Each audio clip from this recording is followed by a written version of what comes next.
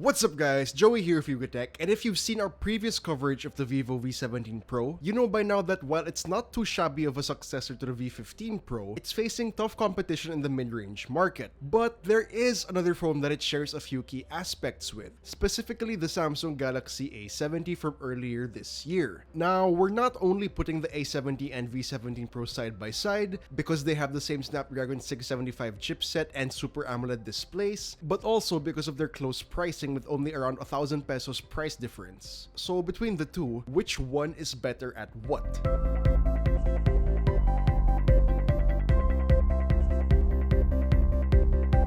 The V17 Pro has a glass back with a pearlized look and dual tone texture, so sometimes it looks pearl white and other times it looks light blue. There's also another variant available called night black if you prefer a darker tone. In the other corner, the A70 has a 3D glass stick back similar to the A50 with a black multicolor-ish design, so it really has no definite color. It also comes in blue and white color options if you're interested. And since the A70 is made of glass stick, it does give the impression of looking like real glass, but yeah, it's not real glass. It's still made out of polycarbonate material, making it lighter and actually more shatter resistant than the V17 Pro. Both phones have some heft to them, but are still comfortable to grip even if you have smaller hands, since both do sport curved sides. At the backs of both phones are protruding rear camera modules, a quad camera setup for the V17 Pro placed in the middle, and a triple camera setup for the A70 placed on the upper left. Now, the next major difference in design is when you look at the fronts of both devices. You get a notchless 6.44-inch display for the V17 Pro, and an Infinity U display for the A70. So yes, you do get a tiny notch on the top of that screen that doubles as an LED notification light. Now, moving to the sides, on the right, you find both phones' volume and power buttons, while on the left is a triple card tray for the A70, and a dedicated Google Assistant button for the V17 Pro. It is a nice addition, but it can get annoying at first because you can easily confuse it for a power button. Up top, there's only a noise-canceling microphone for the A70, while the V17 Pro gets a pop-up front camera, sandwiched between a noise-canceling microphone and its headphone jack. At the bottom, both phones have USB-C ports, loudspeakers, main microphones, plus a dual SIM tray with a dedicated microSD card slot for the V17 Pro and a headphone jack for the A70. Overall, both are elegant looking phones with their own edge. For aesthetics, I'm leaning more towards the A70 because of that more low-key look, but for functionality, the V17 Pro does have more features that include a pop-up camera and a Google Assistant button. But having things like these is up to the user's preference, I guess. Now, checking out the display, the V17 Pro boasts a notch-free 6.44-inch Super AMOLED screen with a resolution of 2400 by 1080. Meanwhile, the Galaxy A70 has a 6.7-inch Super AMOLED Infinity U display, also with a resolution of 2400 by 1080. Now, thanks to their Super AMOLED screens, both phones have vivid colors and deep blacks. Both have great outdoor visibility, although the V17 Pro can get significantly brighter. And since both have a 1080p resolution, they're sharp as well. Of course, we do get a more immersive experience with the V17 Pro since we don't have a notch in the way of our viewing experience. Now, quickly for audio, both phone speakers can get loud enough for a small to medium-sized room, though we do get a little bit more depth from the A70, especially when you turn on the Dolby Atmos mode. For smartphone speakers, both of them are just decent. Lows are almost absent, while mids and highs are clear, though do expect distortion at maximum volume. Moving on to software. Both run on Android 9 Pie out of the box, skinned with their own launchers. That's FunTouch 09 for Vivo and One UI for Samsung. I'll say that they're far from both a stock Android experience and from one another. FunTouch OS takes the clean and simple approach, though I will say it does still come with a lot of extra features that you may or may not find useful, while One UI is more, I'd say, industrial,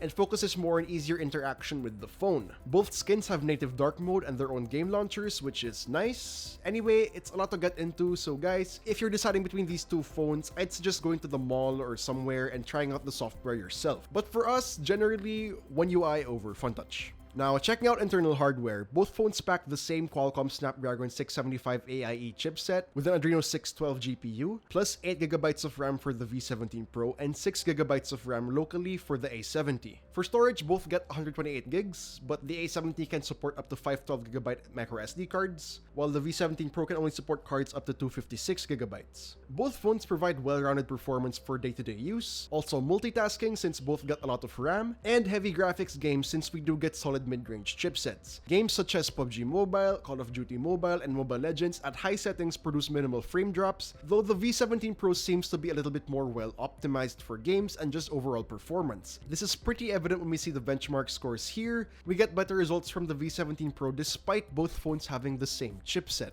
Under both phone screens, we find the respective in-display fingerprint scanners. The A70's scanner has improved due to its latest software updates, but it still does take a second or two for it to recognize your fingerprint. The V17 Pro, on the other hand, works fairly accurately and has a quick response rate. However, when it comes to face unlock, the A70's is more reliable, since the V17 Pro has a similar face unlock style to the next three, wherein the face unlock actually only kicks in after 3 failed attempts from the fingerprint scanner, which is annoying if you want to use the face unlock, but actually it could potentially make the phone more secure. I don't know. Now for battery, the V17 Pro packs a 4100 mAh battery with 18-watt dual engine fast charging, while the A70 gets a bigger 4500 mAh cell with 25 watts super fast charging. In our video loop test, the V17 Pro got a total of 22 hours and 19 minutes, while the A70 scored 23 hours and 45 minutes. But then again, it all still depends on how you use your phone. Generally, both can last you more than a whole day, and it's good they both support fast charging. And at the end of the day, yes, the A70 has a bigger battery, but that's not to say that the V17 Pro's battery is small. Checking out the cameras. At the back, the V17 Pro gets a quad camera setup consisting of a 48 megapixel main, an 8 megapixel ultra-wide, a 2 megapixel depth sensor, and a 2 megapixel macro lens. Meanwhile, the A70 has a triple rear camera setup consisting of a 32 megapixel main, 5 megapixel depth sensor, and an 8 megapixel ultra-wide. For selfies, the V17 Pro gets 32 megapixel plus 8 megapixel front shooters, while the A70 gets a single 32 megapixel shooter. In this first set, using both phones' primary rear cameras, you'll immediately notice that the V17 Pro's shot has more aggressive boosting of the brightness and saturations. Now look closely at the clock. Now looking at the clock, these photos were taken at around 5:30 p.m., which means that here in the Philippines, the sun is starting to set. And evidently, the A70 gives more true-to-life colors. Now checking out ultra-wide, the results are almost the same, except that the V17 Pro seems to have more sharpness. The A70 has wider dynamic range though, but it's starting to look a little bit grainy due to the lighting conditions at the time. Now here's an indoor shot with me holding my phone, and the V17 Pro evidently favors warmer tones while you get cooler tones from the A70. Also, when we zoom into the dead plant near the window, it's becoming more apparent that we get a greater amount of detail from the V17 Pro.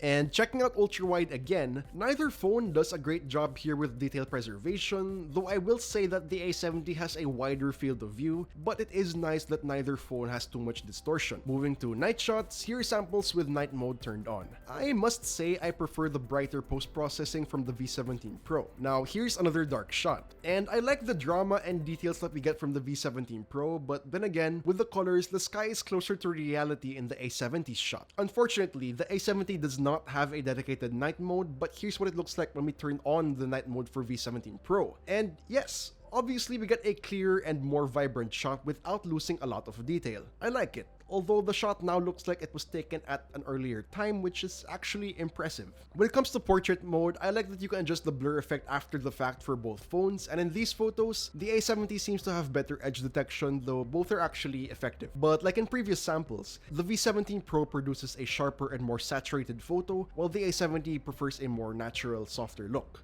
Now, checking out selfies, I think without a doubt, the V17 Pro did a way better job here, especially with how much detail is captured. The warmer tones also work in its favor since skin tones are the priority here, and yeah, it's just a lot better compared to the A70's washed out shot. And as for portrait selfies, here are two shots of AJ, and weirdly, both of them look like they have beauty mode turned on even when they're really not. Anyway, I prefer the V17 Pro here again. The bokeh effect isn't perfect though, since it did miss some strands from her hair, but it's still sharper and has nicer skin tones compared to the A70's washed out shot. So yeah, we don't have to go any further. I think it's pretty clear, guys. The V17 Pro has the advantage in the camera department. Now, before we conclude this video, let's talk about price. The Vivo V17 Pro is priced at 21,999 pesos. On the other hand, the Samsung Galaxy A70 will set you back 22,990 pesos. Now, the V17 Pro is definitely more enticing given that slightly cheaper price tag, as well as the better system performance and cameras.